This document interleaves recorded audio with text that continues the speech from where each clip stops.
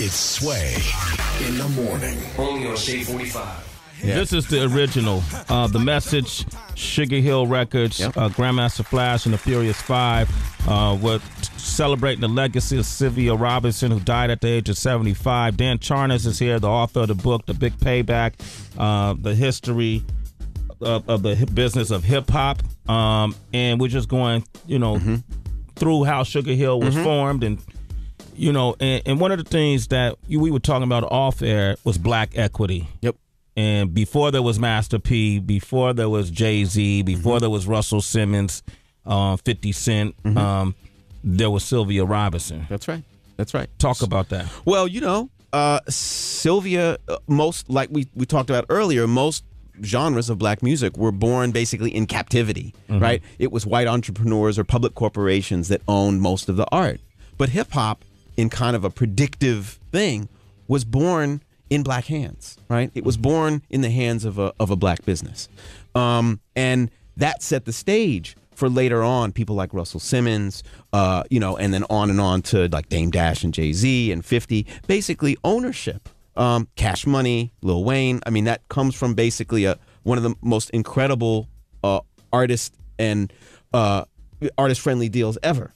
But there's also limitation to that too, because Sylvia was enriching herself, and so just because you have a business that's enriched doesn't mean that a community's enriched, right? And so that's the problematic thing with any kind of capitalism, right? Is that we really we're upset that black artists were denied ownership of their music, but then again, when the ownership actually comes, it doesn't always extend to everybody else. So they do that today.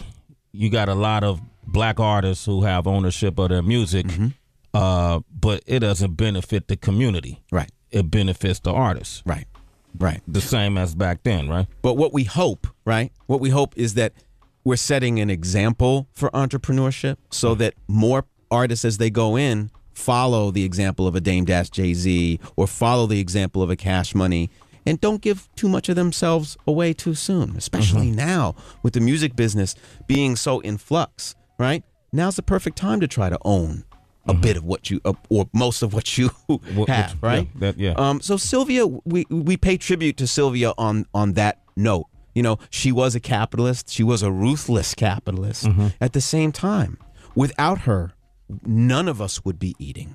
Right? Good point. And also, without her, she was the person who also, talk about Rapper's Delight being commercial and it not meaning anything, but she was also the person that set off political rap. She was the person that proved that rap could be commercial and meaningful. With the message. All right, when did the demise happen? When did the downfall come? Well, they started to get a reputation, Joe and Sylvia, for not paying. Artists started to leave, and there was one guy who said, you know what, I'm not going to deal with them at all. When I do, I would rather go work with the white boys, with the disco labels, than work with Joe and Sylvia, and that was Russell Simmons. Russell Simmons. And Russell Simmons didn't want to take Run DMC to Joe and Sylvia. He took them to Profile Records, which was owned by two young Jewish kids who, just liked dance music, and they lucked into this hip-hop stuff.